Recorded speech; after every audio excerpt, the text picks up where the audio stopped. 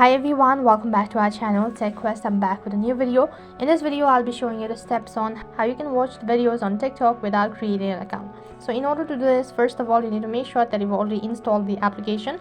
If you haven't, then you need to open up your Play Store and then on the search box type in TikTok, and then you'll be taken to this page where you'll need to click on install. Once you click on install, click on open. So directly you'll be taken to this kind of For You page.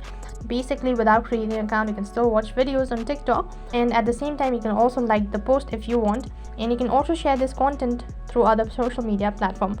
So in order to share this, what you can do is just click on the share icon located in the bottom right corner of your screen.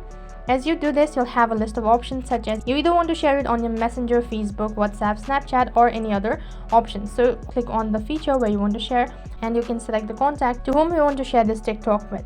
Only while commenting on the post, you'll need to create an account or you need to be signed up. As you can see, if I tap on the profile icon, I do not have an account on my TikTok. So this way you can watch TikTok videos without an account. So that's it for this video. I hope the video was helpful. Make sure to like, share, and subscribe to our channel.